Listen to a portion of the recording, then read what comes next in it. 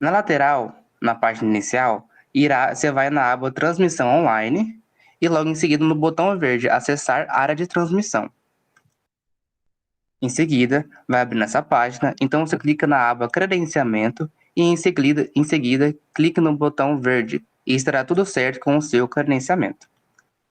Agora, para a avaliação, na aba principal da página do evento, você irá na avaliação do evento na esquerda. Basta responder as perguntas e enviar, e sua avaliação estará respondida. Para o certificado, é só ir na mesma página principal, na aba Certificados à esquerda, e retirar o seu certificado. Lembrando que o certificado só será liberado se a avaliação for feita, e ele estará disponível em no máximo 20 dias. Obrigado, eu espero ter ajudado e qualquer dúvida, envie no chat. Aqui estarão nossos meios de comunicação e nossas redes sociais. Vocês que estão participando do evento, vocês podem compartilhar no Instagram, prints aqui do nosso projeto, marcando a gente no Instagram. É isso. Obrigado. Passo a palavra para você, professora. Obrigado, Bruno. Obrigada mesmo. Então, em nome da comissão organizadora deste evento, que são compostos por acadêmicos do curso de bacharelado em enfermagem, que fazem parte do projeto de extensão Entardecer Científico, damos por iniciado o evento desta noite. Contamos, então, com a participação do fisioterapeuta Kevin Christian Arroio Bakovski. Ele é graduado pela Faculdade do Pantanal e tem experiência em reabilitação do assoalho pélvico e uronoginecologia funcional. Bom, passamos a palavra para você, Kevin. Fique à vontade.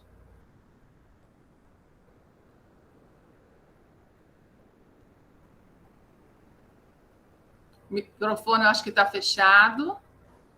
Abriu. Estão me ouvindo bem? Sim, ouvindo bem. Sinta-se à vontade. Vou me apresentar, então. Meu nome é Kevin Baskop, sou fisioterapeuta, né? Sou graduado pela Faculdade da Estácio, né? Aqui em Cáceres mesmo. E eu tenho experiência em reabilitação do assoalho pélvico e uroginecologia funcional, que é uma especialidade da fisioterapia que trata com os distúrbios, né, dessa musculatura tão importante e fundamental para a saúde do homem e da mulher, tá? Bom, hoje a nossa temática em si, ela vai tratar sobre o câncer de próstata, né? E as consequências pós-operatórias, né, desse tratamento oncológico, que é muito interessante, né, nós como profissionais de saúde, futuros profissionais da saúde também, estarmos cientes a respeito dos seus aspectos, né, e de como isso influencia diretamente ou não a vida funcional de um indivíduo. Todos conseguem me compreender bem? Todos me ouvem? Sim, o som tá bom. Sim. Tá tranquilo, né? Então vamos lá, deixa eu apresentar aqui a tela.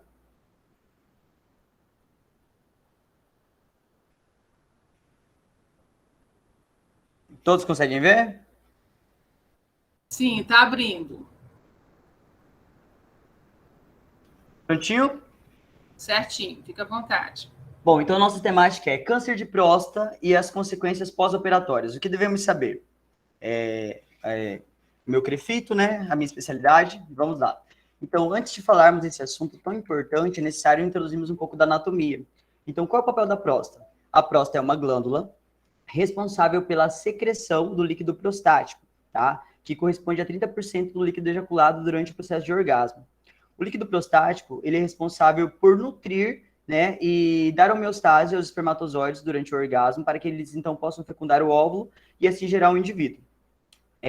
A próstata, né, ela é um material genético que possui um alto teor oncogênico. O que significa?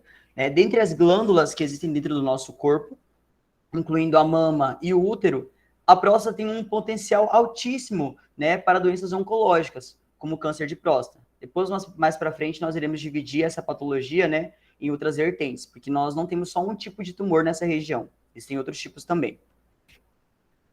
Tá, então, como definição, nós temos, com o passar do envelhecimento, né, ocorrem alterações que são comuns ao público masculino, e essas alterações normalmente ocorrem na glândula prostática. Essas alterações, na verdade, são um aumento prostático progressivo, ou seja, essa glândula aumenta de tamanho, né, ela hipertrofia, né, ela cresce demasiadamente por um processo senescente mesmo do envelhecimento. Ela pode estar correlacionada ou não a fatores hormonais, então a testosterona ela não está diretamente ligada a esse fator, tá? Mas ela possui uma incidência maior em homens acima de 50 anos. Então, dentro das alterações que ocorrem na próstata, nós temos dois tipos de patologias predominantes. Primeiro é a HPB, né, que é a hiperplasia prostática benigna, é esse aumento gradativo da próstata com o passar da idade, mas que não acarreta nenhum distúrbio oncológico, né, oncogênico. E depois nós temos o CA de próstata, que pode ser dividido em adenocarcinomas, sarcomas, carcinomas de células pequenas, tumores neuroendócrinos, carcinomas de células transicionais, tá? Então, dentro desse desenvolvimento prostático que ocorre, né, a partir do envelhecimento natural, nós temos essas duas vertentes, né? Isso vai ocorrer em todos os indivíduos do público masculino, com predominantemente altas são as taxas, né? Mas elas vão se diferenciar em uma doença oncogênica e a outra uma doença apenas da hipertrofia, do aumento da próstata. Então, nós temos como câncer de próstata, né, o adenocarcinoma. Ele é um tipo de câncer que se origina em células glandulares, como estômago, pâncreas, intestino, mamas, útero, pulmões e próstata, né? Sendo que o mais conhecido que afeta comumente essa glândula prostática, o adenocarcinoma acinar usual, tá? Ele é o tumor maligno mais comum encontrado na próstata. Ele é normalmente de amplo espectro, podendo apresentar-se de forma branda, né, tranquila, ou extremamente agressiva, com capacidade de gerar metástase, tá? O seu principal fator de risco para o desenvolvimento deste tumor é o histórico familiar, estilo de vida e longevidade. Então, de acordo com os dados hoje, né, da metodologia que nós temos, o câncer de próstata ele não possui um fator específico que gere o aparecimento dessa doença, né? Ela está muito correlata com o histórico familiar, ou seja, pessoas que na família já apresentavam essa doença oncológica, né? Com o estilo de vida desse indivíduo, se ele é um indivíduo sedentário, se ele é um indivíduo que não se alimenta bem, e com o aspecto de longevidade, ou seja, quanto maior o envelhecimento, né? Quanto mais tempo esse indivíduo fica, maiores são as probabilidades de ele desenvolver um tumor na próstata. E aqui a gente entra nas evidências científicas, né? De acordo com a Organização Mundial da Saúde, o câncer é definido como um problema de saúde pública, né? Então, para quem gosta de estudar um pouco da epidemia aí, né? O câncer, ele é um dos problemas que mais afeta, né, toda a população mundial. Sua estimativa para o ano de 2020 era em torno de 16 milhões de pessoas acometidas pela doença, tá? Ocupando o quarto lugar, né? O câncer de próstata é uma das neoplasias que mais acomete a população mundial. Então, nós podemos ver que a sua prevalência ela é altíssima dentro da população mundial. E cerca de 1,1 milhão ao ano é acometido pelo câncer de próstata. Estando somente atrás do câncer de pulmão, mama e intestino. Por isso, nós temos uma campanha especificamente para essa doença, tá? Continuando. De acordo com o INCA, né, entre os anos de 2018 a 2019, o câncer de próstata é a neoplasia mais prevalente em homens brasileiros, né? Então, nós temos ali o câncer de próstata como uma das doenças oncológicas que mais afeta a comunidade masculina, né, dentro do território nacional. E apesar do nosso índice nacional ser o menor da América Latina, a tendência dessa taxa é aumentar, duplicando o número de mortes até o ano de 2025. Então, isso é um fator interessante para nós, né, da comunidade científica. Por quê? Porque nós sabemos hoje que, apesar das campanhas, né, apesar de nós termos ali o SUS fazendo o PSA gratuito, né, para a comunidade, pouca informação ainda é divulgada a respeito do assunto, né, sobre esses pacientes, sobre aqueles que podem vir a ser acometidos, sobre como é o tratamento dessa doença oncológica, né, e quais são as consequências que ela pode vir a trazer para esse indivíduo que foi brevemente acometido por essa doença, tá? Então, apesar de nós termos o menor índice da América Latina, nós ainda carecemos muito de informação, por isso que a tendência da taxa é aumentar. Fora questões como preconceito, questões socioculturais que influenciam bastante também no diagnóstico precoce dessa doença. Eu tô falando muito rápido, pessoal? Tá dando para entender? Não tá sendo falhado? Não, tá tranquilo, Kel. Tá tranquilo. Tá, voltando para epidemiologia. Então, Alcântara vai falar pra gente que o câncer de próstata é o tipo de câncer mais frequente em todas as regiões brasileiras. No norte, a cada 100 mil homens, né, 20 mil possuem câncer de próstata. No Nordeste, a cada 100 mil homens, 34 mil possuem câncer de próstata. No Centro-Oeste, a cada 100 mil homens, 46 mil possuem câncer de próstata. E aqui eu chamo a atenção de vocês, né, para o aspecto do Centro-Oeste, porque é na comunidade em qual nós vivemos, né, e onde nós devemos propagar informação de qualidade. né, para que essa comunidade tenha acesso a esse tipo de informação de como essa doença pode trazer prejuízos, né, não só a nível de óbito, mas prejuízos funcionais que afetem diretamente a sexualidade do público masculino, tá? No Sudeste, a cada 100 mil homens, 63 mil apresentam câncer de próstata, e no Sul, a cada 100 mil, 69 mil. Então, vocês podem observar que o Centro-Oeste, ele está como terceiro colocado na região de maior incidência, né, de câncer de próstata aqui no território brasileiro, tá? Isso é um dado interessantíssimo, a gente tem que levar isso em consideração, visto que nós, como profissionais da saúde, né, nós estamos à frente dessa batalha, né, tanto em conscientização, quanto também no encaminhamento, né, caso haja alguma desconfiança, alguma hipótese clínica desse paciente que é acometido por essa doença oncogênica, tá? Essa doença oncológica. Os sintomas. De acordo com Lopes, né, e colaboradores, a próstata é uma glândula com alto potencial oncogênico, sendo o câncer de próstata, né, uma neoplasia hormônio dependente. Tá, Kevin, mas o que é uma neoplasia hormônio dependente, tá? Silva Serac de Cassari vai falar que as neoplasias hormônio dependentes, elas podem se originar de mutações genéticas resultantes da proliferação de células normais ou da multiplicação de células já transformadas por outros carcinógenos. Tá? Então, aqui a gente pode separar alguns fatores. Vocês conseguem ver no meu mouse? Conseguem, né? Sim. Sim. Ok. Então, aqui, as neoplasias hormônios dependentes, elas se originam de mutações genéticas, aí aqui a gente inclui o histórico familiar de pacientes que apresentam câncer de próstata, tá? Elas se originam, né, da proliferação de células normais, e aí quando a gente volta para a parte introdutória deste assunto, né, nós podemos recordar que a próstata é uma das glândulas que sofre o processo de hipertrofia, ou seja, ao longo do envelhecimento, né, masculino desse homem, ela vai aumentar de tamanho, né? Essas células vão proliferar e elas vão aumentar o tamanho dessa glândula. Então, esse tipo de tumor, né? Essas neoplasias hormonodependentes, elas podem ser resultantes desse excesso de proliferação de células normais ou da multiplicação de células já transformadas por outros carcinógenos, né? Ou seja, células que normalmente possuem condições de vida correlatas. Por exemplo, assim, o Kevin tem histórico familiar de câncer de próstata. Ok. Aí o Kevin não leva um estilo de vida adequado. Ele é sedentário, se alimenta mal, é fumante, é hipertenso, né? Existem outras comorbidades correlacionadas, né? Que levam e começam a se tornar fatores carcinógenos para o desenvolvimento dessa neoplasia. Tá. Voltando aqui para o artigo de Lopes, né, a gente vai entender que o carcinoma acinar usual prostático, que é o que mais acomete, né, a próstata, é considerado uma doença silenciosa, pois enquanto as células se transformam e se multiplicam, podem se passar 10 anos até que o primeiro sintoma apareça. Então aqui nós podemos chamar a atenção exclusivamente para esse fator. Paciente com câncer de próstata não apresenta sintomas em fase inicial. Normalmente, esse paciente, ele é um paciente assintomático, né? O paciente não vai apresentar características de uma doença, tá? E isso é importante nós ressaltarmos, por quê? Porque é por isso que nós fazemos exames preventivos, é por isso que nós coletamos PSA, é por isso que o paciente deve passar por consulta clínica de rotina, e assim sucessivamente. Os primeiros sintomas podem vir a surgir a partir de 10 anos após, né, a transformação dessas células glandulares, tá? É comum que os sintomas de câncer de próstata apareçam na fase tardia da sua evolução e se devem habitualmente à infiltração local obstrutiva, metástase à distância e à infecção urinária provocada por êxtase crônica.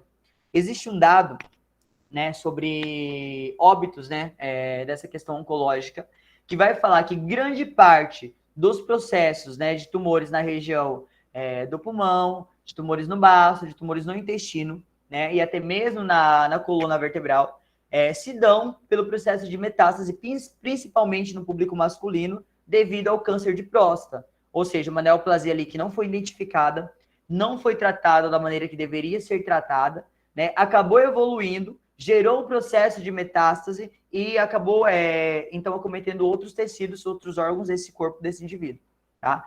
E isso pode gerar complicações, assim, altíssimas. Às vezes o paciente dá entrada no leito de UTI, né, com uma complicação cardiopulmonar, devido a um processo de metástase, que foi gerado ao déficit de tratamento, né, ao déficit de diagnóstico precoce do câncer de próstata.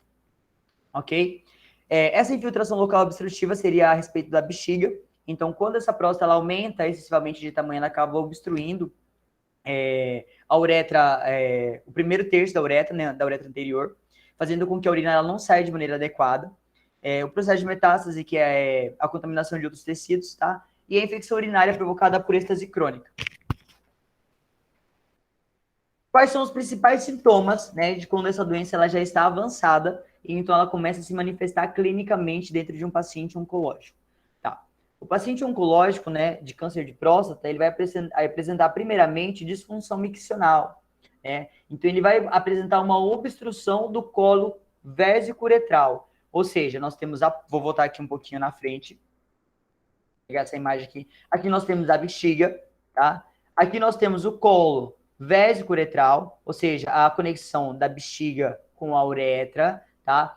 Quando essa próstata ela começa a aumentar de tamanho por conta de uma neoplasia, ela acaba comprimindo essa uretra, o que acaba diminuindo a capacidade vesical funcional, ou seja, essa bexiga já não consegue mais armazenar a quantidade de urina que ela armazenava no seu processo fisiológico, tá? Então ela acaba diminuindo a sua capacidade funcional de armazenamento. Isso acaba provocando a oclusão não só desse canal da vesícula seminal, como também da uretra, tá? Provocando retenção urinária nesse paciente, né? Um paciente que vai reter muita urina, tá? E outras complicações. Aqui. Alterações esfincterianas de esvaziamento, ou seja, por conta dessa obstrução, né? Dessa contrição da uretra, do primeiro terço da uretra, essa bexiga ela não vai conseguir se esvaziar por completo. E isso vai gerar um dissinergismo esfincteriano. Kevin, que palavrão é esse, né? De sinergismo esfincteriano. Vai desprogramar o processo neurofisiológico normal da micção. Então, normalmente, quando a bexiga está em processo de enchimento, né? O esfíncter interno da bexiga, ele se fecha, né? E aí, para a bexiga poder se encher, e aí quando a bexiga vai se esvaziar, ela contrai e o esfíncter interno e externo relaxa para que então essa urina saia desse colo vesical, né, alcance a uretra e seja expelido. Quando o paciente apresenta uma alteração oncogênica, né, oncológica, ocorre uma alteração desse esfíncter, né, e acaba havendo um dissinergismo esfincteriano. Urgência miccional, que é uma alteração onde o paciente normalmente vai muitas vezes ao banheiro sem necessidade. Por exemplo, né, o correto de um paciente frequentar o banheiro para poder urinar é normalmente de 6 a 7 vezes durante o dia e até uma vez durante a noite. Quando ocorre alterações, né, que diminuem esse número de idas ao banheiro ou aumentam em excesso, que nesse caso aqui nós temos a urgência miccional, o aumento excessivo de idas ao banheiro para ir urinar, né, esse paciente ele está com uma alteração, né, e essa bexiga ela está contraindo involuntariamente, né, ela está com aquela alteração esfincteriana, tá? E normalmente isso ocorre por conta da compressão, né, da próstata ali na bexiga, reduzindo a capacidade vesical normal dela. E a bexiga acaba ficando também irritada, né, que é o que nós chamamos de síndrome da bexiga hiperativa, tá? Ocorre também a diminuição da capacidade vesical funcional. Como eu disse para vocês, a bexiga ela tinha um tamanho, né, equivalente ali quando não havia uma neoplasia. E conforme há o crescimento dessa glândula, né, ela acaba comprimindo essa bexiga, o que acaba reduzindo o espaço que aquela bexiga tem para armazenar a urina. Então, a gente tem uma perda aí da capacidade vesical funcional.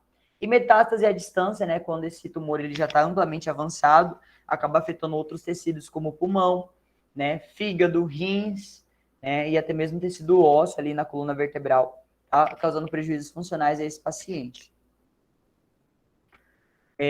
Aqui eu trouxe um trecho do artigo de Lopes, né, que vai explicar e deixar um pouquinho mais claro o porquê de nós trabalharmos com a prevenção, né, com esses aspectos que devem incluir dentro do nosso programa de saúde, né, a informação desses pacientes, tá? Só um minutinho que eu vou tomar um pouquinho de água. Então, para Lopes, né, essa doença, ela deve ser considerada importante por 2 motivos.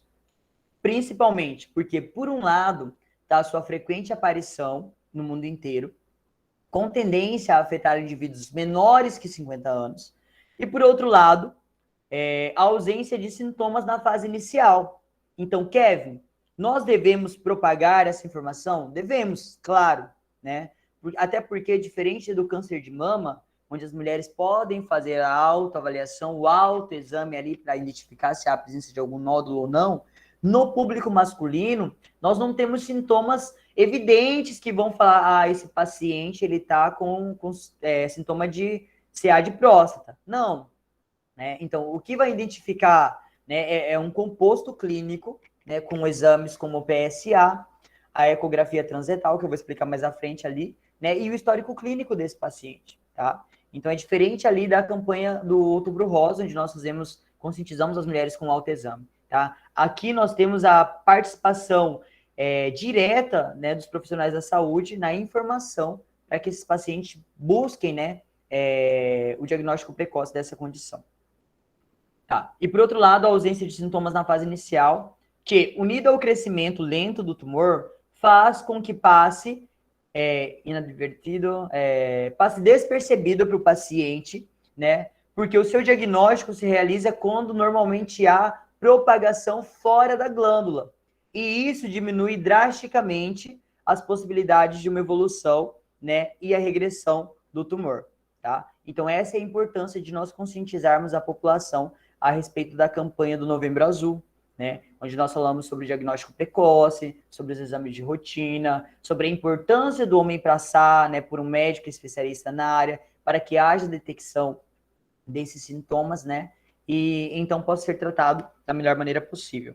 Além disso, né, do câncer de próstata, nós temos outras patologias que podem acometer a comunidade masculina e que normalmente não são faladas. Um exemplo disso é a fimose, né, que pode trazer prejuízos funcionais. Outra patologia que é muito conhecida para o público masculino e normalmente não é discutida abertamente, né, é o câncer de pênis, né, que também acomete muita população masculina, isso principalmente por conta do déficit de higiene, tá? E principalmente a comunidade de zona rural. Então, são assuntos que devem ser trazidos à tona para a comunidade, para que então eles possam estar cientes, né, de como isso pode provocar prejuízos funcionais para eles. E no caso do rastreamento, tá? Então, o médico responsável, né, ou outro profissional de saúde de primeiro contato, ele vai realizar a inspeção desse paciente, né, principalmente ali na coluna lombosacra. Quando nós falamos ali da coluna lombosacra, nós estamos falando da cintura pélvica, que está diretamente ligada, né, a essa glândula, a glândula prostática, o fígado, o pulmão e a pelve, tá? Então, o médico aí, já é papel do médico, né? O fisioterapeuta, ele identifica alterações, mas ele não dá diagnóstico.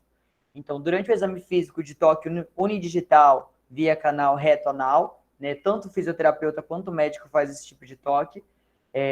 Se o fisioterapeuta identifica alguma alteração, ele encaminha para o uro-oncologista. E se o médico urologista identifica alguma alteração, ele também encaminha para o uro-oncologista para que seja investigada essa alteração na próstata, tá? Então, tem esse exame físico aí do toque anorretal. O PSA, que é o antígeno prostático específico, né, que, se não me engano, a prefeitura da nossa cidade está fazendo uma campanha para disponibilizar esse exame para a comunidade, né? Eu acho, se não me engano, está sendo lá na FAPAM. E não sei se a Unemage também vai ter alguma colaboração nesse sentido. Mas o PSA é um exame importantíssimo para nós identificarmos outros tipos de doença que não seja o câncer de próstata, né? Uma delas é a hiperplasia prostática benigna, que é esse aumento progressivo da próstata também, mas que não traz prejuízos, né, para esse paciente. Não é uma doença oncológica. E a prostatite, que é a inflamação crônica dessa próstata. Outro exame importantíssimo que pode ser utilizado, né, para a averiguação das condições clínicas é a ETR, que é a ecografia transretal, juntamente com a biópsia. Então, fez o exame físico lá, né, identificou uma alteração nessa glândula prostática, né, tem um aumento do tamanho dela ali. Vamos fazer uma ecografia transretal, coletar o material dessa próstata, né, e verificar se existe, né, alguma alteração oncogênica aí, tá? E a conscientização, né, porque é por meio dela que nós conseguimos fazer com que a comunidade, principalmente masculina, tenha acesso a esses exames, né, e que se preocupe mais com a atual situação. E as consultas de rotinas que devem ser realizadas anualmente, né, com o médico urologista, tá? Intervenção e tratamento. A biópsia da próstata, por meio da exploração, constitui o principal método para o diagnóstico do câncer, uma vez que permite a obtenção do tecido prostático para o estudo anatomopatológico, que determina ou não a existência de células tumorais e sua graduação, segundo a escala de Gleason, né? Então, identificamos ali durante o exame físico, né, que existe uma alteração nessa glândula prostática. A gente caminha ele para o médico uro-oncologista. Esse médico vai fazer a coleta desse tecido prostático via ecografia transretal, mais biópsia ou só através da biópsia, tá? Para realizar um estudo anatomopatológico dessa célula e verificar se existe ou não a presença de células tumorais e graduá-la na escala de Gleason, tá? De acordo com Lopes, levando em consideração os valores sanguíneos do PSA e histológicos da escala de Gleason, nós conseguimos determinar a estratificação de risco dessa doença oncológica, tá? Então, aqui nós temos, eu trouxe um gráfico bem simples, né, e bem fácil de ser entendido, principalmente para, eu creio que deva ter muitos acadêmicos da enfermagem aí, né, então a gente pode orientar a comunidade quanto a isso, né. Então, a depender da etapa clínica na qual esse paciente ele é submetido, né, e o momento do seu diagnóstico, se o PSA desse paciente, que é o antígeno prostático específico, estiver abaixo de 6, de 10, né, e a escala de Gleason abaixo de 7, a gente tem um baixo risco aí, né, da proliferação dessa glândula, né. Então, assim, o risco de metástase ainda é muito baixo. Esse paciente pode intervir com um tratamento oncológico, né, sem muitos prejuízos funcionais. Nós podemos considerar de risco intermediário quando o PSA está entre 10 a 20 e na escala de Gleason nós temos uma escala 7 no nível de estratificação dessa doença oncológica. Nós já temos um risco intermediário que vai, né, progredir para um tratamento oncológico um pouquinho mais específico. E nós temos uma doença de alto risco quando o PSA desse paciente está acima de 20 e a escala de Gleason está entre 8 e 10, tá?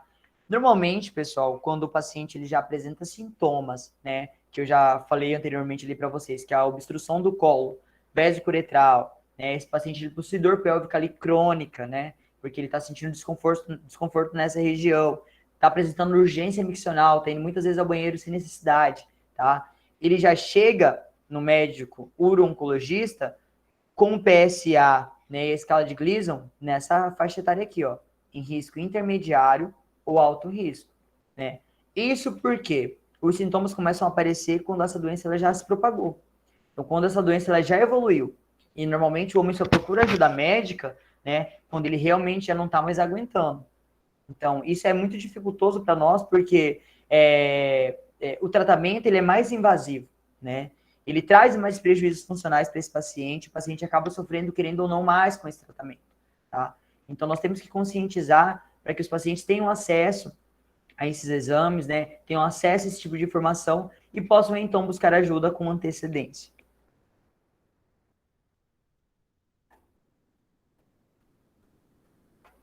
A respeito da intervenção e do tratamento oncológico, né? O que nós temos? Bom, então primeiro nós temos a ressecção cirúrgica, né, dessa glândula, a depender do nível, né, desse tumor, né, dessa estratificação, dessa neoplasia, né, do adenocarcinoma. Nós temos a ressecção cirúrgica da mesma.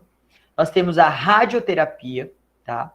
A quimioterapia, a terapia hormonal, quando ou caso necessária, tá? A imunoterapia e a vigilância ativa. Seriam aqui tumores de baixo risco, tá? Que podem ser acompanhados com uma rotina clínica de visita a cada 3 meses a 4 meses por esse paciente, tá? Então, assim, essa normalmente é a intervenção e o tratamento que esse paciente oncológico é submetido.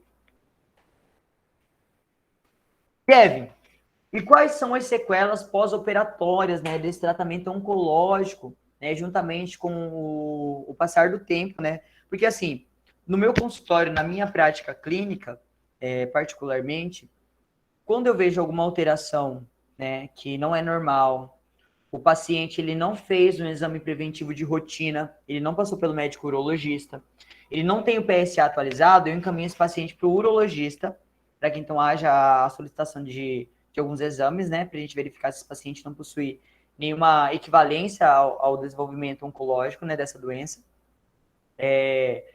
E ele já apresenta alguns sintomas, por exemplo, o paciente pode chegar para mim no consultório com quadro de urgência miccional. É um sintoma, tá? Ele não aparece só em quem tem câncer de próstata, aparece em outras ocasiões também, mas é um sintoma que deve ser verificado e deve ser colocado um alerta ali, caso esse paciente não tenha feito um PSA de rotina, não tenha passado por um médico urologista, né, para que a gente não possa encaminhar esse paciente para ajuda especializada. Nas sequelas, né, pós-tratamento oncológico e pós-operatórias, normalmente o paciente apresenta urgência miccional. Então, como eu já disse para vocês, esse paciente ele vai ir ao banheiro, né, com uma frequência maior que 7 vezes durante o dia, né, e durante a noite maior que 2 vezes à noite. Quando o paciente apresenta esses sintomas, nós dizemos que ele está com urgência miccional, ou seja, a bexiga ela está irritada, ela está contraindo involuntariamente, né, e está provocando o desejo miccional nesse paciente para que ele vá ao banheiro urinar e às vezes nem sai muito xixi ali, tá? Ele nem tem muito xixi para sair ali, para eliminar ali, e ele acaba se questionando de porquê disso. Outra sequela extremamente importante, né, que equivale muito ao tratamento fisioterapêutico também, é a incontinência urinária de esforço, de urgência ou mista. Há um tempo atrás, a fisioterapia ela era vista nessa área, né, principalmente pela equipe médica, como desenvolvedores da técnica de Kegel. Né? Kegel era um médico ginecologista que criou exercícios específicos para essa área do assoalho pélvico, tá? Para tratar a incontinência urinária. Só que hoje nós entendemos que o tratamento em si, ele não se dá só pela contração e pelo relaxamento dessa musculatura, né? Existe todo um processo de reabilitação que deve ser visado durante o tratamento. E aí, isso passou não só a tratar mulheres com incontinência, né, onde hoje nós temos nível A de evidência para o tratamento de incontinência urinária de urgência, esforço ou mista, é a reabilitação do assoalho pélvico. Hoje nós temos também nível B de evidência para incontinência urinária de esforço, urgência ou mista em pacientes pós-operatórios de câncer de próstata, tá? Então nós conseguimos notar aí, né, o nível de evidência e o nível de eficácia do tratamento conservador com a fisioterapia. Noctúria é quando esse paciente vai ao banheiro mais de 2 vezes, tá? Então, por exemplo, ele realizou ali a quimio e a radioterapia, acaba irritando essa bexiga, ela acaba aumentando o desejo miccional desse paciente, ele começa a ir mais vezes ao banheiro à noite, então a gente vai aliviar esse sintoma de noctúria. Por quê, Kevin? Aqui eu coloquei maior que 2 vezes, mas eu já tive pacientes que particularmente acordavam 10 vezes à noite para ir ao banheiro. Então, a gente começa a observar o quanto pequenas disfunções acabam afetando a qualidade de vida desse indivíduo, tá? E o que prejudicava sono, humor, né, rendimento profissional e etc. Outra sequela importantíssima de ser ressaltada aqui é a disfunção erétil. Normalmente, os pacientes que são submetidos ao tratamento oncológico por radioterapia, principalmente ali na região pélvica, né, e pelo processo cirúrgico, acabam sofrendo um processo de anastomose, né, dos vasos sanguíneos ali, um processo de neuropraxia, ou seja, ocorre uma morte, uma lesão nervosa ali dos nervos responsáveis pela ereção, né, e isso acaba prejudicando e levando prejuízos funcionais como a disfunção erétil. Por que eu dou ênfase nisso aqui, pessoal? Porque normalmente o público masculino, ele está muito ligado à questão sexual, né? O homem só procura ajuda do médico urologista quando a parte sexual dele está afetada. Então, quando você fala assim numa palestra, eu já dei palestra no SUS, né, para esses pacientes, olha, se vocês não se conscientizarem, realizarem os exames de rotina, né, para verificar se há ou não pré-condição oncológica do câncer de próstata, né, vocês podem vir a desenvolver disfunção erétil, né, ficarem impotentes por conta do tratamento oncológico, né, que vai ser mais grave, um pouquinho vai ser mais intenso, né, para tratar essa doença. Quando eu falo isso para eles, eles falam, não, mas como assim isso vai afetar a minha qualidade de vida, né? Vai afetar a minha ereção. Como que fica a minha qualidade de vida sexual com a minha esposa? Então, esse fator da disfunção erétil leva muitos homens a procurarem ajuda, né? Antes para verificar se existe ou não essa condição oncológica, quanto depois também.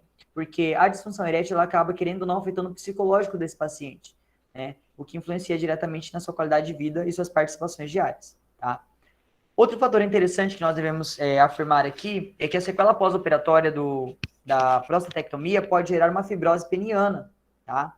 E essa fibrose, futuramente, gera uma atrofia peniana. Então, esse paciente ele já está num processo de envelhecimento senil, né, patológico ali, passou por um processo cirúrgico, né? Existe um artigo da UTI que fala que o paciente começa a perder massa muscular a partir de 24 horas de internação. Imagina um paciente que passou por uma cirurgia pélvica, né, uma prostatectomia laparoscópica ou minimamente invasiva, né, para retirada dessa próstata, e acabou ficando um tempo em repouso, né, digamos ali 1 mês, 2 meses. Ele, além de adquirir fibrose peniana, ele vai adquirir uma atrofia peniana, o que vai diminuir em comprimento e espessura também desse pênis, né, e gerar ali prejuízos vasculares, neurológicos, né, e endoteliais desse tecido peniano, tá? Então, assim, são informações interessantíssimas que nós devemos saber e devemos orientar os pacientes a respeito disso, e devemos saber também quando e para quem encaminhar quando necessário, né, o paciente vem apresentar uma alteração dessa. Outra informação comum também é a neuropatia do nervo pudendo, né, e suas ramificações. O que é essa neuropatia? Durante o processo cirúrgico ali, né, quer seja ele por meio mecânico, né, ou manual mesmo, pode ocorrer uma neuropraxia dessa região nervosa ali do pênis, né, afetando diretamente o nervo pudendo e as suas ramificações. Então, a gente vai ter o nervo dorsal do pênis ali, que pode ser afetado também, e pode influenciar diretamente na disfunção erétil desse paciente, tá? Bem como na sensibilidade do mesmo, tá? Então, o paciente pode ter mais dificuldade para alcançar o orgasmo devido a essa alteração neurológica aqui, tá? Disfunção veno-oclusiva. Então, além dessas alterações musculares, né, alterações neurológicas, né, alterações vesicais, nós vamos ter ali uma alteração veno-oclusiva, que seria mais uma alteração vascular. Por quê? Porque durante o processo cirúrgico, né, e o processo de quimio e radioterapia, pode ocorrer uma injúria arterial. E as artérias, elas são extremamente importantes para o pênis, porque são elas que enchem o pênis de sangue, né? E ali, às vezes, elas são responsáveis por serem ocluídas pelo músculo isquio cavernoso e bulbo cavernoso, impedindo assim o retorno desse sangue, mantendo a ereção. Então, quando ocorre essa injúria arterial e esses vasos eles são prejudicados diretamente, esse pênis ele vai sentir mais dificuldade para poder se encher de sangue, né? O que vai levar à condição da disfunção erétil novamente, a qual nós devemos informar o paciente, tá?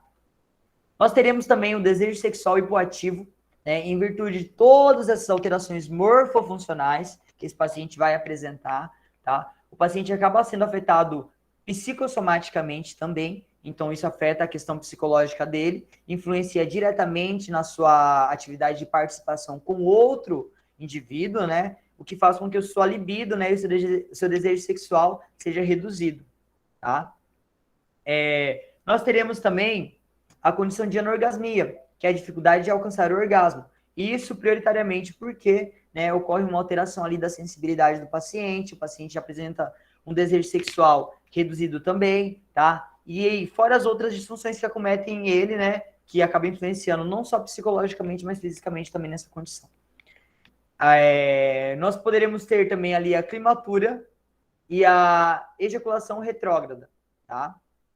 Então, são alguns fatores que podem afetar esse indivíduo. E o tratamento, Kevin? Bom, nós temos 2 linhas de tratamento, né? Ainda existe muita discussão a respeito do assunto, mas hoje a fisioterapia ela já está basicamente alinhada junto com a medicina para o tratamento do paciente com pós-operatório de câncer de próstata, né? Pós-tratamento oncológico de câncer de próstata, porque ela contribui muito na recuperação desse paciente, tá? E ela não intervém só no pós-operatório.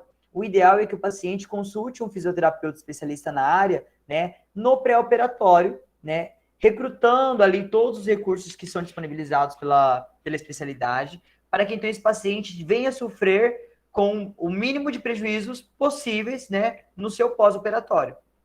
Eu trouxe aqui um artigo do Júnior, do Valentim Ibragante, né, que é o Mauro Luiz Barbosa Júnior, é um fisioterapeuta que trabalha na área também, onde eles vão falar o seguinte: o adenocarcinoma de próstata é o câncer de maior incidência em homens, tendo como tratamento de escolha a prostatectomia e alta prevalência de incontinência urinária e disfunção erétil após a cirurgia. A fisioterapia torna-se um tratamento elegível para tais alterações, tá? Isso daqui é um artigo de 2019. Nós já temos novas alterações, né, que colocam a fisioterapia com maior nível de evidência nesse tratamento. Então, a reabilitação da incontinência urinária de esforço pós-prostatectomia é considerada uma recomendação grau B de evidência, e a disfunção erétil tem como primeira linha de tratamento a vacuoterapia peniana, que é um dos dispositivos que o fisioterapeuta também é habilitado a usar como recurso durante o processo de reabilitação desse paciente, né, pós-prostatectomia.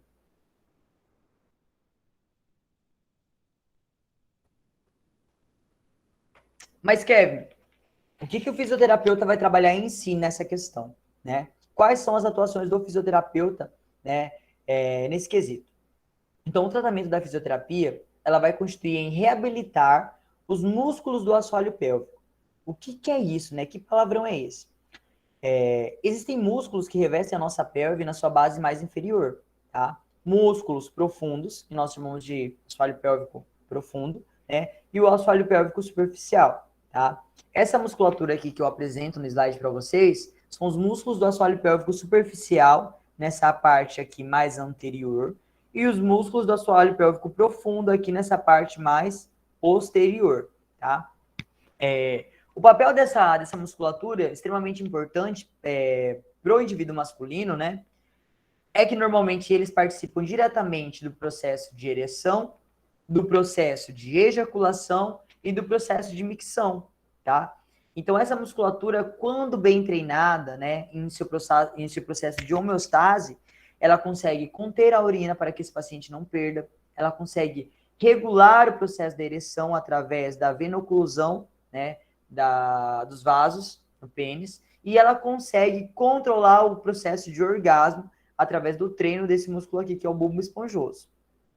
O paciente que foi submetido ao tratamento oncológico de câncer de próstata, né, normalmente ele possui prejuízos funcionais nessa musculatura. Só por conta da cirurgia, Kevin? Não. Normalmente porque ele já está em processo de envelhecimento. Então, só o fato desse paciente envelhecer, né, ele não é um paciente que normalmente é um paciente ativo. É um paciente sedentário, né, normalmente sobrepeso, fumante, hipertenso, diabético, com diversas outras comorbidades, né, que levam a trazer prejuízos funcionais a essa musculatura. Imaginem vocês, né, o processo de envelhecimento ele já leva um quadro de atrofia regular da massa magra, né, de diversos indivíduos. A gente sabe que o indivíduo idoso ali ele vai perdendo massa magra, né, e vai acumulando tecido adiposo. Não vai ser diferente nessa musculatura mais íntima, né? Então vai acontecer o mesmo processo. E juntamente com as demais comorbidades, essas alterações elas vão se agravar. E com o processo cirúrgico do tratamento oncológico de câncer de próstata, né, a gente vai obter mais danos nessa musculatura, nas estruturas nervosas e vasculares dessa região. E é aí que entra a participação do fisioterapeuta. Então, primariamente, o fisioterapeuta ele vai ser responsável por educar esse paciente a respeito desse conteúdo. Então, ele vai falar para o paciente que existe uma musculatura importante para o controle da urina, para o controle das fezes, para o controle da ereção e da ejaculação dele.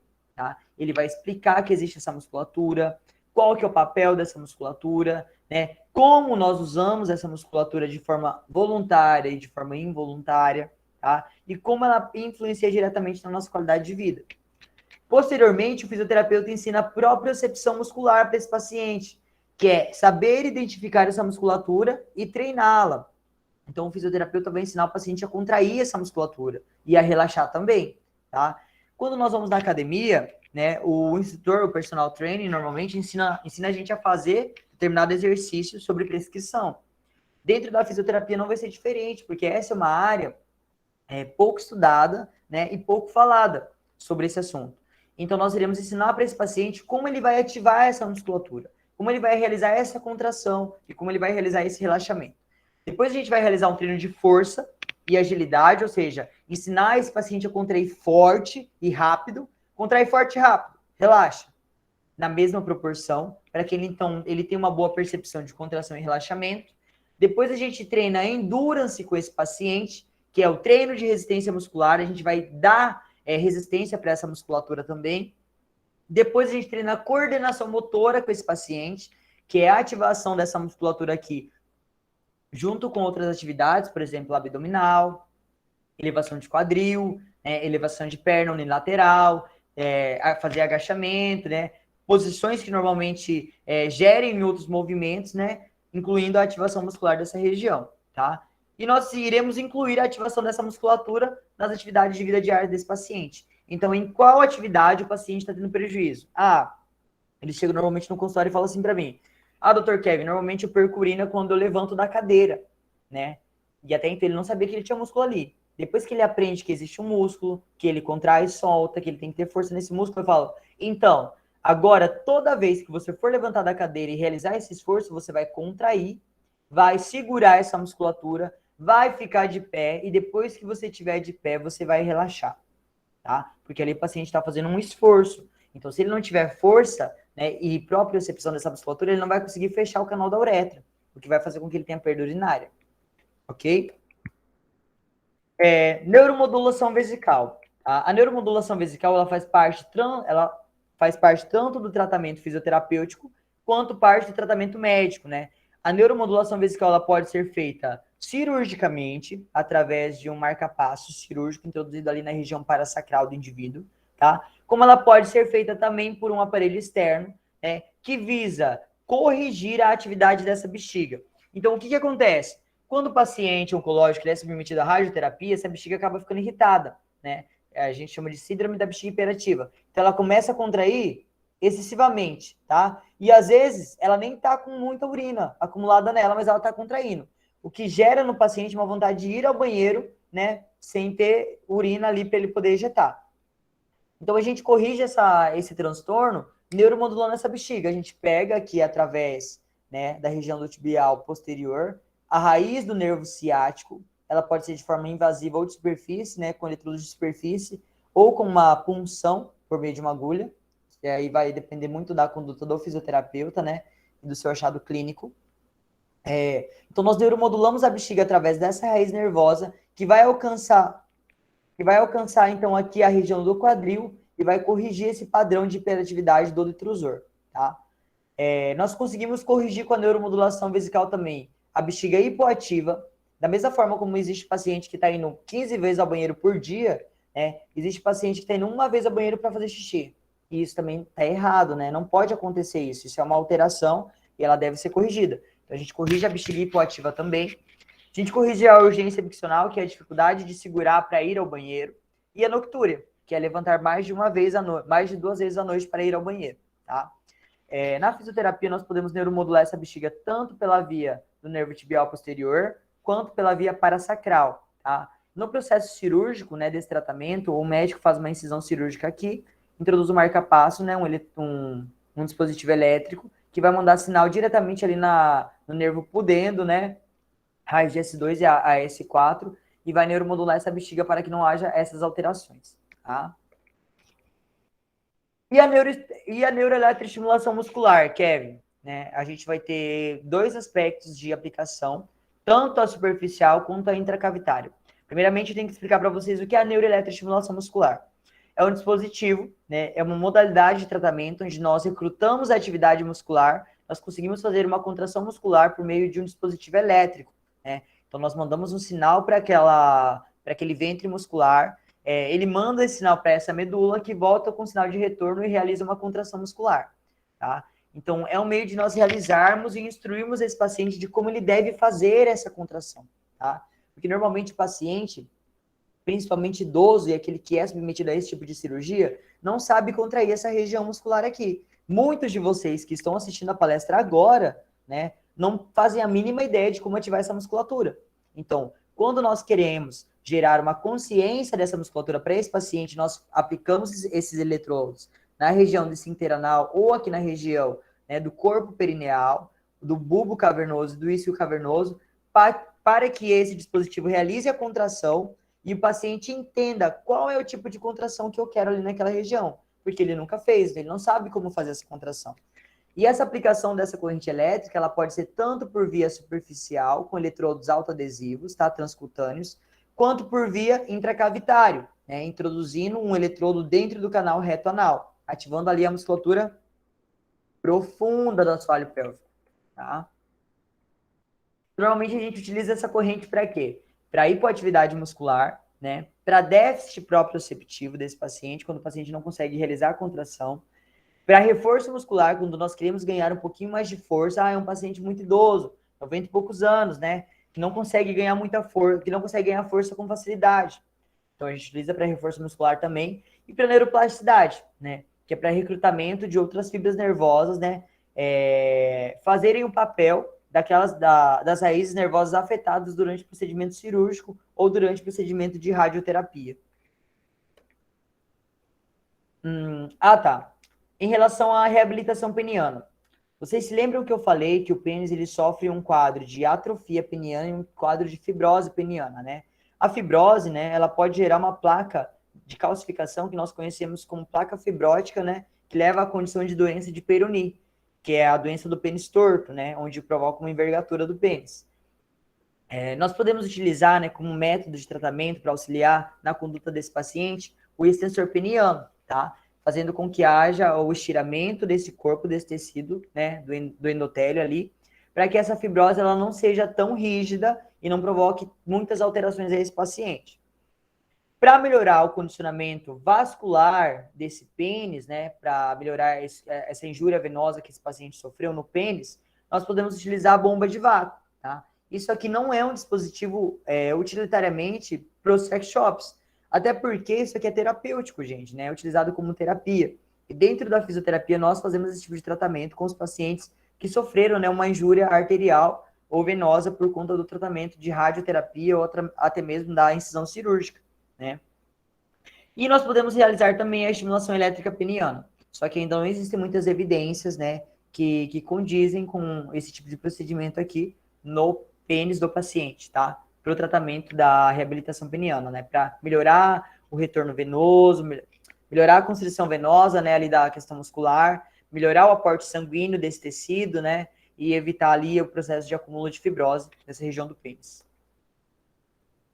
Por fim, né? Já terminando aqui, eu sei que nosso horário também tá meio curto, né? Eu já até me esqueci qual foi o prazo que me deram, mas dentro do tratamento fisioterapêutico nós realizamos um exame, né, onde nós submetemos o paciente à eletromiografia de superfície ou intracavitária. Então, mais uma vez, o paciente, a gente coloca ou esses eletrodos aqui superficiais, ou esse intracavitário no paciente, né, para verificar como é o aspecto dessa musculatura pós-tratamento oncológico. Normalmente, o paciente que é submetido ao tratamento oncológico, ele possui hipotrofismo, ou seja, ele perde massa muscular, né? Ele perde atividade dessa musculatura e ele tem muita incoordenação motora dessa musculatura.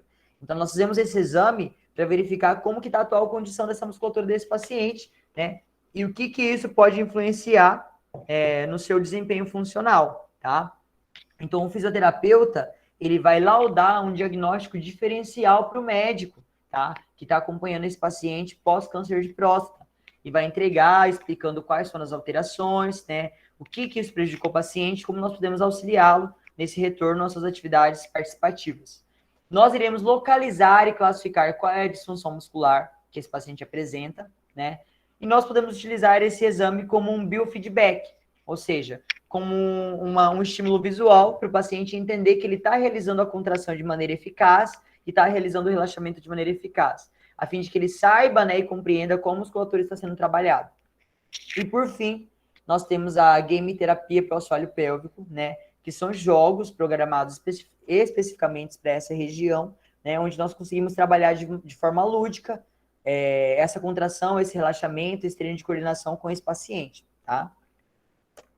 Aqui nós temos a parte de game terapia, né? Essas imagens são do meu Instagram, tá? Onde nós trabalhamos o aspecto lúdico com o paciente, né? Para que então o tratamento não seja também tão invasivo, né? E possa trazer também qualidade de vida para o paciente que foi submetido ao tratamento oncológico de câncer de próstata, tá? Bom, eu vou passar para as perguntas. Eu creio que eu consegui falar tudo o que eu queria. Espero, né, não ter atropelado nada. Espero que vocês tenham compreendido bem as minhas aulas. Essas daqui são as minhas referências, tá? E agora eu me coloco à disposição de vocês para estar sanando algumas dúvidas e falando a respeito do assunto. Muito obrigado, Kevin. Nossa, maravilhosa, viu? Maravilhosa palestra. E, assim, no momento que você falava aí do cuidado do fisioterapeuta, né, eu enxergava também o papel da enfermagem, né, a enfermagem trabalhando de forma interprofissional com o fisioterapeuta. Bem legal. Eu passo, então, aí agora a palavra para os auxiliares do ambiente virtual. Não sei se temos perguntas. Sintam-se à vontade, meninas. Boa noite. Boa noite. vou estar fazendo as perguntas ao palestrante, as perguntas que foram enviadas pelo chat. Primeiramente, foi perguntado como é o atendimento ao homem com câncer de próstata aqui em Cáceres. Bom, nós temos ainda muito tabu em relação a esse tema, né? Até porque, como eu já disse para vocês, a comunidade público masculino, eles possuem maior receio, né, em procurar ajuda médica. Nesse sentido, normalmente, muitos pacientes masculinos me procuram quando eles possuem disfunção sexual, né? Ô, Kevin, eu tô tendo disfunção erétil, eu tô impotente, né? Ou eu tô ejaculando rápido demais. E aí, durante a minha avaliação, né, durante a minha anamnese, eu faço a inspeção física. Se eu identifico ali alguma alteração nessa região da próstata, nessa região glandular, eu encaminho esse paciente ao uro-oncologista, né? Para que a gente, então, em equipe, possa solicitar todos os exames adequados, né? E possa ver qual é o melhor condicionamento para esse paciente. Eu peço sempre o exame de PSA, dentro do consultório. O pessoal me pergunta, Kevin, mas você pede exame, né? O pessoal daqui de Cáceres deixa você pedir exame. O fisioterapeuta, ele tem um acordão, né? Por ele ser um profissional de primeiro contato, ele tem essa habilitação de solicitar exames de imagem, solicitar exames de sangue, né? Então, eu sempre peço para a gente estar podendo discutir com o paciente, ver o que a gente pode contribuir também com a equipe médica. Até porque, como a Rosane falou, nós somos uma equipe interprofissional, né? Então, a visão, ela não é especificamente do médico. Nós, como profissionais de primeiro contato, devemos estar cientes, né, quanto à nossa contribuição na saúde desse público, principalmente do público masculino, que é um pouco mais afetado por conta do preconceito.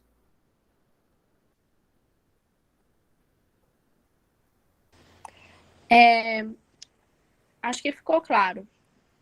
A próxima pergunta é, em relação à biópsia, em um diagnóstico positivo, como funcionaria as possíveis próteses ou não teria prótese?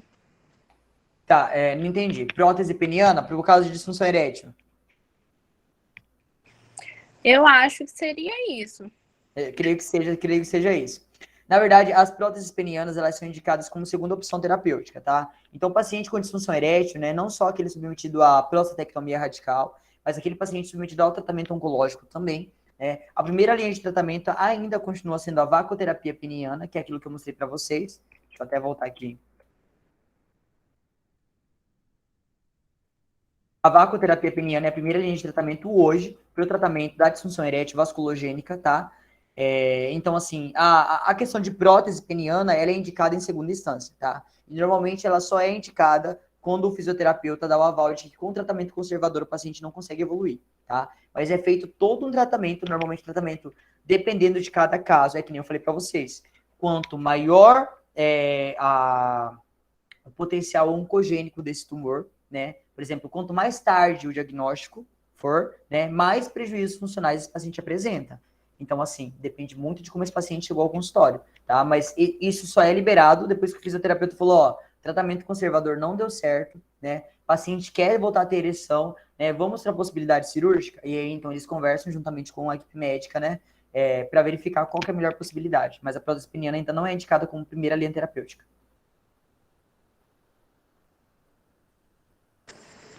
Acho que ficou claro.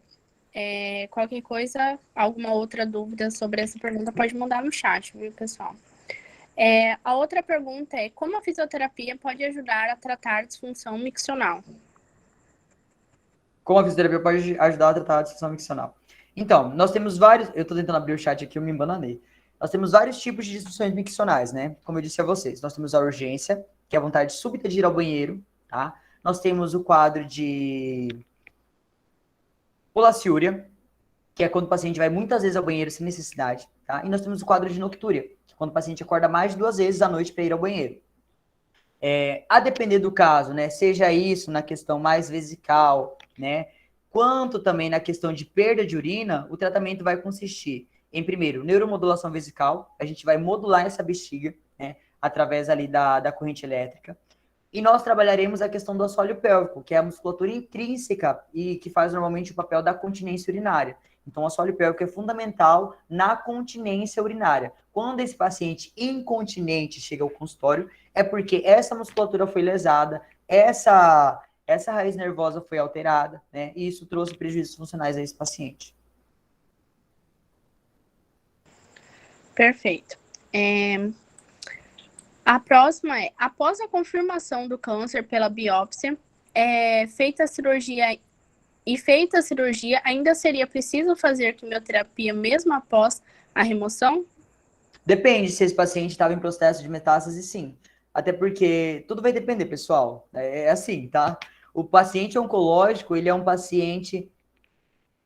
Ah lá, só um minutinho. Já tá chegando mais pergunta aqui, eu tô ficando embananado. Tá, mas voltando. Voltando, depende muito, né? Se o médico, o uro-oncologista, ele identifica que o tumor só estava ali na região glandular, né? Normalmente ele fica ali na região glandular e na vesícula seminal. Então, essa região, ela é retirada, né? E esse paciente, ele é monitorado. É aquilo que eu falei, vigilância ativa. Né? O paciente entra no programa de vigilância ativa. Normalmente, casos de baixo risco, tá? Quando essa situação, normalmente não faz quimio nem radioterapia. Agora, quando eles observam que, né, esse tumor ele já estava no estado mais avançado, esse processo de estratificação desse tumor oncogênico, né, afetou outras áreas, além da vesícula seminal, por exemplo, às vezes pode afetar a bexiga, né, diretamente, pode afetar o rim, né, os ureteres. Então, quando isso começa a afetar outros tecidos, aí o paciente, né, isso aí é o papel do uro-oncologista, vai definir qual a melhor conduta, quer seja rádio ou quimioterapia. Tem uma pergunta aqui que é consideravelmente simples, mas é importante. Então, é bom que fique claro para todo mundo. Perguntaram aqui qual é a idade exatamente para o homem fazer o exame de próstata. Especificamente, acima dos 50 anos, rotina clínica. Começar a fazer. Tem umas faixas etárias, pessoal, que normalmente começam nos 30 anos, onde eles já começam a investigar, né? Principalmente quem já tem histórico familiar do tumor, tá? Mas normalmente rotina, 50 anos, né? Pra cima já pode fazer anualmente o PSA, tem que fazer o toque, tem que fazer a ecografia transretal não necessariamente, né? Só se o médico indicar, tá? Mas nós temos essa faixa etária. Ok, acho que ficou claro também. A próxima é qual o papel da equipe multiprofissional frente ao tratamento do câncer de próstata? Fantástico, era o que eu queria ouvir. Bom, eu expliquei para vocês um pouquinho da fisioterapia e eu creio que muitos de vocês não sabiam desse papel imprescindível da fisioterapia nesse âmbito, né? Mas como a Rosane já falou assim, nós trabalhamos concomitantemente com o fisioterapeuta, né, o enfermeiro. Claro, normalmente o paciente que realizou prostatectomia, ele vai entrar com sonda, né? E o fisioterapeuta, ele não é um profissional habilitado a mexer com sonda, tá? Então, ali vai ter o papel do enfermeiro, né, ajudando, auxiliando ali na mudança da sonda, a retirada da sonda, o profissional fisioterapeuta vai intervir, né, e vai perguntar como que estava o aspecto da urina para o enfermeiro, e etc e tal. Isso na questão da enfermagem, né, e outros fatores também. Mas na questão da psicologia, eu creio que o papel do psicólogo também é fundamental ali desde o processo pré-tratamento oncológico. Por quê? Porque o psicólogo, juntamente com o físio e com o médico, vai ter o papel imprescindível de orientar esse paciente quanto às possíveis alterações. Apesar do psicólogo não entender muito sobre o que irá acontecer, né, fisiologicamente com esses tecidos, né, ele vai saber como lidar com as emoções desse paciente, saber orientar esse paciente para como ele deve lidar com essas alterações, porque isso afeta, pessoal, o psicológico desse indivíduo de maneira tão drástica. Já cheguei a receber paciente chorando no consultório, né? E aí a gente que é da físio, a gente só ouve, né? A gente ouve e fala assim, e eles depositam em nós toda a confiança possível. Doutor, o senhor vai me curar, fulano falou que o senhor é especialista nessa área, né, que só tem o senhor. Então, assim, eles vêm com essa sede de cura gigantesca, e aí o fisioterapeuta tem que ter uma conversa franca com esse paciente e falar para ele que isso vai depender, tá? E quando a gente já tem um preparo psicológico desse paciente prévio, né, o paciente ele já chega mais ordenado psicologicamente, ele consegue contribuir de maneira mais eficaz dentro do tratamento fisioterapêutico. Ok, a próxima pergunta é, em um momento, um aluno estava comentando e mandou no chat. Em um momento, estávamos estudando o sistema reprodutor masculino e pude perceber que existe um tabu tratando-se desse assunto. O neoplasia desta área pode causar infertilidade? Infertilidade? Então, vamos voltar lá para anatomia, né? O pessoal da enfermagem, é o Edson, né? Acabei de ver aqui subindo no chat. Então, vamos voltar para anatomia, pessoal. Qual que é o papel da próstata, né? Produção do líquido prostático. qual que é o papel do líquido prostático? Ele corresponde a 30% do líquido ejaculado durante o orgasmo, correto? 30% desse líquido prostático aí é responsável pela nutrição dos espermatozoides, tá? E responsável pela manutenção da homeostase para que esses espermatozoides possam chegar no óvulo e fecundá-lo. Então a pergunta está respondida, tá? Pode afetar. Não deixe o paciente infértil, tá? Mas afeta. E fora isso aqui também, gente, o tratamento oncológico de radioterapia, né, quimioterapia, afeta diretamente a questão hormonal do paciente, tá? Então a gente tem que ver tudo isso aí. A gente vai ter uma... Eu até esqueci o termo agora, que eu estava lendo um artigo, exatamente sobre esse aspecto, né? Sobre a infertilidade e o câncer de próstata. Mas se eu lembrar, eu falo para vocês, tá? Mas é basicamente isso.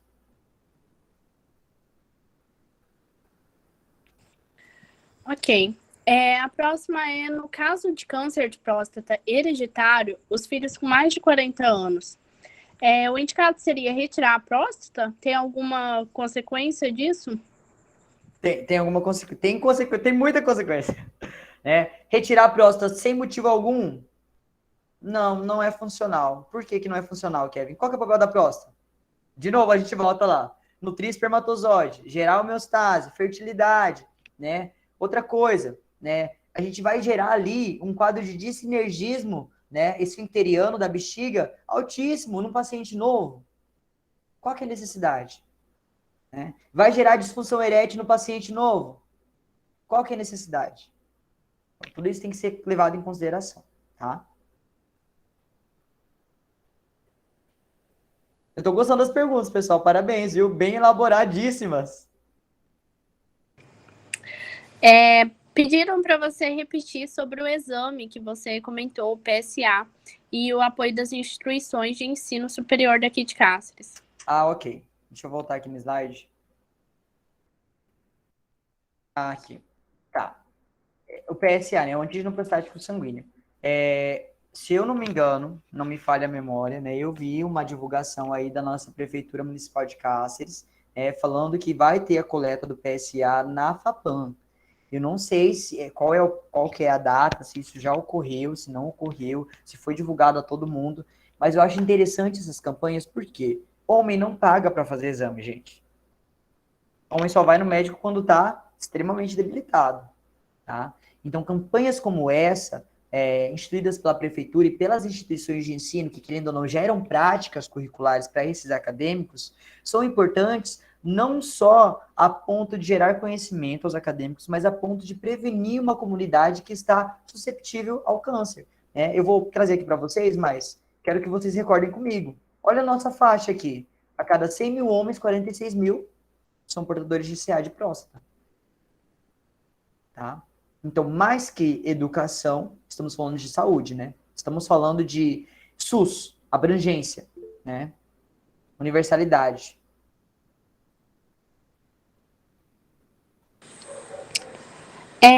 A próxima, eu não consegui entender muito bem, mas vou tentar dizer.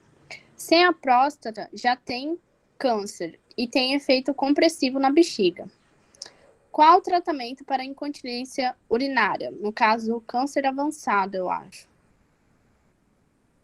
Tá, isso daí pós-prostatectomia? Não entendi muito bem. Eu não sei dizer. A pergunta tá aqui no chat? Isso, é da Ellen. Ellen, deixa eu procurar você aqui, Ellen. Como a fisioterapia pode ajudar na disfunção miccional? Vai dar desmente... Ellen Janine Seborja Ona. Isso. Okay? Isso. Se a próstata, aqui eu acho que era se a próstata já tem câncer e tem um efeito compressivo na bexiga, então tá, voltemos lá. Hiperplasia prostática, né? Quer dizer, neoplasia prostática. Aumento da próstata comprimiu ali a uretra. Vamos voltar para anatomia aqui, galera. Eu gosto de dar aula. Vamos lá. Opa. Então nós temos aqui a anatomia, né? Hiperplasia prostática. Houve alterações nessas células tumorais. As células comprimiram a luz, né, da uretra e da vesícula seminal. Gerou efeito compressivo. Então, essa bexiga ela vai reter urina, né? Sabemos disso. Qual é o tratamento para incontinência urinária? Quando essa próstata é retirada, a próstata também ela tem um papel de esfíncter, né, de reter urina. Mas não é esse o papel dela quando existe uma neoplasia. Por quê? Porque ela está retendo demais, está comprimindo, está fechando ali aquele canal. Quando é retirada essa glândula, eles vão fazer a junção, anastomose, fazer a junção, tá? Desse colo vésico-uretral com a uretra posterior, tá? E essa junção aqui, né, vai ter um prejuízo funcional dos esfíncteres, que são responsáveis pela contenção da urina. Essa alteração dos esfíncteres vai gerar perda urinária. Então, o que a gente trata? A gente trata os músculos adjacentes, caso o esfíncter tenha sido totalmente lesionado, né? Se ele não for lesionado, a gente trata ele também, mas a gente trata os músculos adjacentes para conter essa urina dentro desse colo vésico-uretral. Eu acho que eu tentei explicar e não sei se você entendeu. Se não tiver entendido, me fala que eu explico de novo.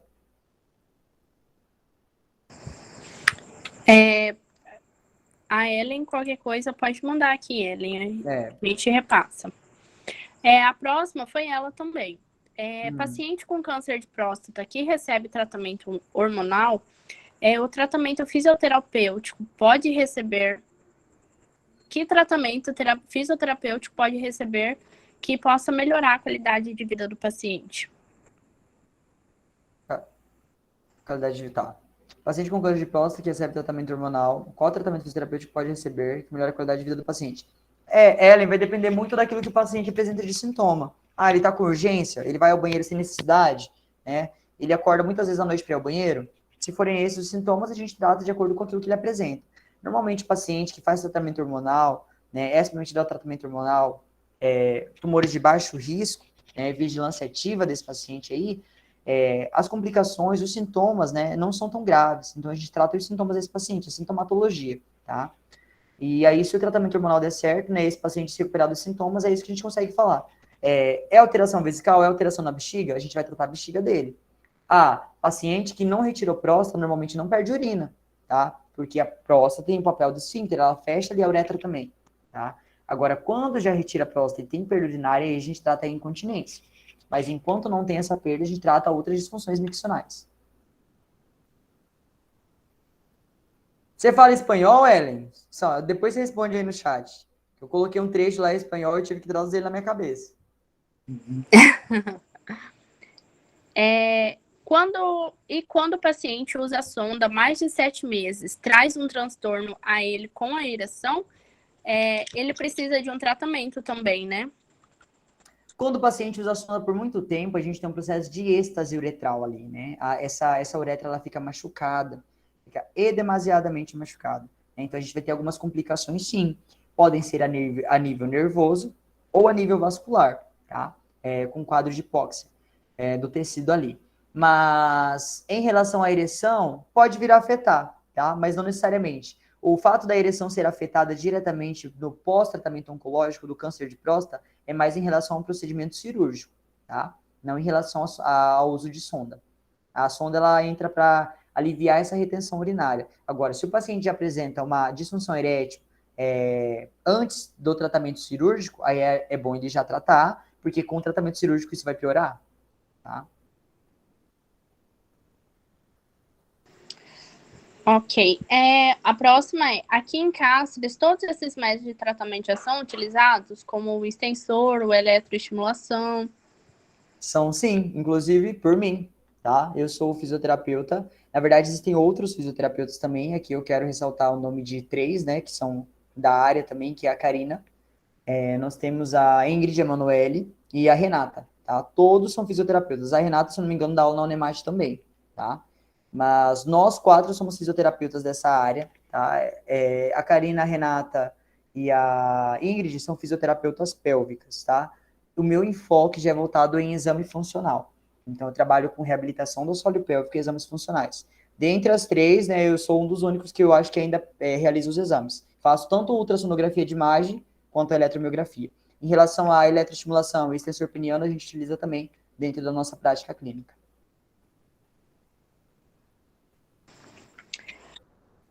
Na próxima, acho que foi a Ellen também. ela perguntou quanto tempo de vida aproximadamente tem um paciente com câncer de próstata avançado com tratamento hormonal. E depois do tratamento hormonal, que outro tratamento ele pode fazer? A Ellen fala espanhol, tô vendo aqui depois. Deixa eu ver aqui mais aqui. Muito bom, Ellen. Ellen, eu não consigo te responder isso, porque isso depende de muitos fatores, né? E o mais ideal seria que a gente soubesse de um caso clínico nesse sentido, né? E pudesse conversar sobre. Mas normalmente quem decide essa conduta é o médico, tá? O médico vai prescrever o tratamento hormonal para esse paciente, a terapia hormonal, né? E ele vai falar para o paciente o que nós poderíamos fazer depois da terapia hormonal, caso ela não trouxesse os resultados que nós esperávamos para esse paciente, tá?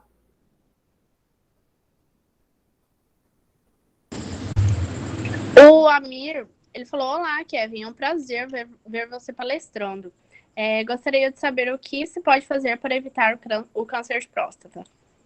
Amir, não sei se você está presente ainda aqui, mas, gente, o Amir foi meu professor, tá, de bioquímica. Eu me sinto lisonjeado em receber um comentário desse. Tá? Muito obrigado, Amir, pela sua presença aqui. Bom, simples, pessoal. Como nós falamos, o câncer de próstata ele ainda é considerado uma doença idiopática, né? A única coisa que mais influencia é o histórico familiar desse paciente, mas o que nós podemos fazer é ter uma alimentação saudável, prática de atividade física, né? Melhorar a qualidade de vida. Você não quer ter câncer de próstata? Verifica o histórico familiar. Se tem, vamos prever, né? Para ver se a gente consegue ter o diagnóstico precoce ou não dessa doença, tá? E se você não tem, qualidade de vida, cara. Amir, você é um super atleta aí, eu sei que você gosta de fazer uma corridinha, né? Fazer um percurso bacana, andar de bike, etc e tal. É isso que a gente tem que levar em consideração. E outra, diagnóstico precoce, sempre, tá? É o que a gente precisa fazer. Eu acho que é a última, essa. Por que ainda há tanto preconceito e medo da realização do toque retal? Muito bom. Bom, primeiro, uma questão sociocultural, né? A gente sabe que o homem, ele nasceu para ser viril, né? A gente sabe não. Isso é o que contam pra gente. O homem, ele nasceu para ser viril, ele tem que ser viril, né, em todos os aspectos e que ele nunca tá doente, né? Então, a questão, às vezes, não é nem só o toque anorretal. A questão é a questão cultural mesmo, de falta de informação, de saber que ele precisa de ajuda e que isso pode afetar eu e todo mundo que tá, inclusive, aqui nessa palestra, tá? Do público masculino, é claro. Mas em relação ao toque, porque normalmente é um procedimento um pouco mais invasivo. Eu atendo homens e mulheres, né? E durante a minha avaliação, a minha anamnese e minha inspeção física, eu faço toque bidigital dentro do canal vaginal e o toque unidigital dentro do canal reto-anal, no caso dos homens. Nem sempre eu toco. Quando eu toco? Quando eu vejo que o homem é acima de 50 anos e não realizou PSA. Caso contrário, eu não toco. Eu faço só o exame de superfície mesmo, tá? Pelo aparelho que eu tenho, que é a eletromiografia. Mas o preconceito é por conta disso, é uma questão sociocultural. Eu tenho um livro dentro da minha sala de espera do consultório, que os homens sempre leem, né, quando chegam lá, que está escrito assim: homem, o sexo frágil. E eles acabam entendendo que, mais que uma questão cultural, saúde é fundamental, tá? Perfeito, eu acho que todas as perguntas foram sanadas e bem respondidas, inclusive. E acho que é isso. Se alguém tiver outra dúvida, pode estar encaminhando para a gente. Eu acho que ainda tem uma lá, tem a Helena falando. Você consegue responder, Kevin? Consigo, com certeza.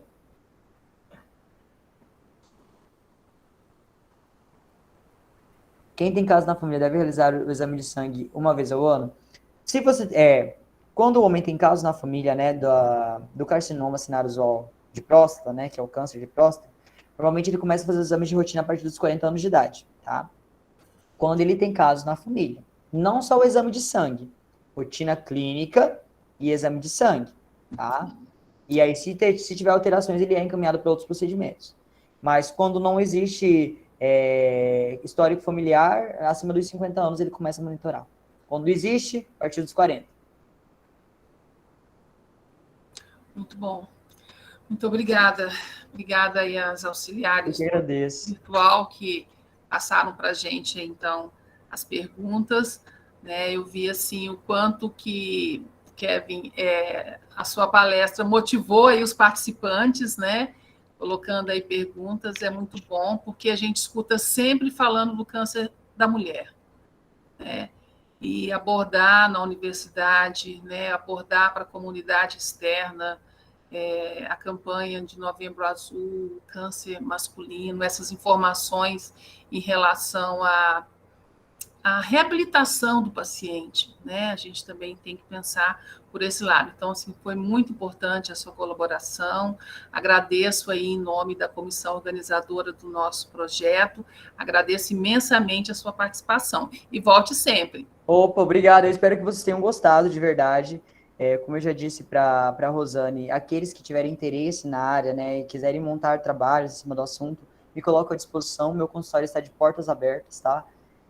Eu amo investigação científica, pretendo prestar um mestrado ano que vem na UF, nessa área de uro-oncologia, né? Mas estou à disposição de vocês. Gosto muito do assunto. Eu acho que eu sou uma das pessoas que mais repercute. Já palestrei esse mês no São Luís, estou aqui com vocês e possivelmente vai ter uma outra que eu vou fazer ainda esse mês.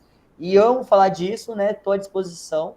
Espero que eu tenha contribuído, colaborado e motivado vocês também a darem o melhor de vocês cada vez mais, tá? Não, motivou sim. Já estão perguntando aí de onde é seu consultório. Depois você coloca o primeiro slide aí para o pessoal ver seu contato. E Luana já está preocupada. Ai, professora, como que vai ser nossa escrita científica? Eu falei, ó, depois já pego as referências utilizadas por ele nessa citação, né? Então as meninas vão, e o grupo aí vai te perguntar sim, que é em relação aí à parte científica, porque é um tema que a gente não pode deixar de falar. Sim, né? Sim, com certeza. Então, se tem uma oportunidade aí da gente estar divulgando esse tema, divulgando esse assunto, né, colaborando com o projeto nessa parte do aprendizado, da parte científica. Então, assim, mais uma vez, Kevin, eu te agradeço. Agradeço também a comissão científica, a comissão organizadora, né, que criou, elaborou todo esse evento. Eles já estão informando que o credenciamento já está aberto, tá? Lembrando que vocês precisam entrar no link.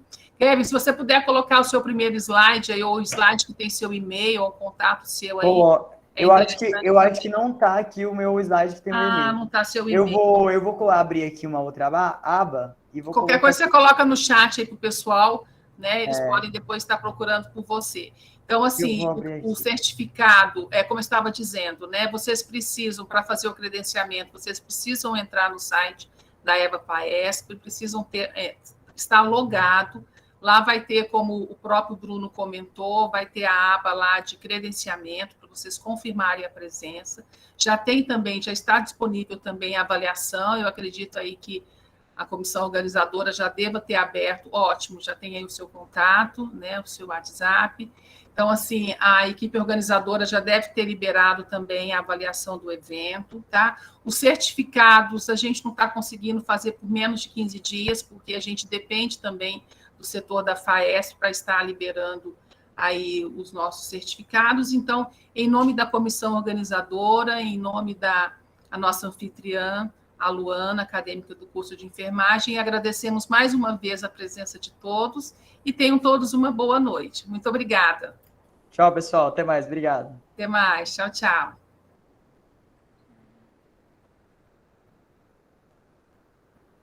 Boa noite.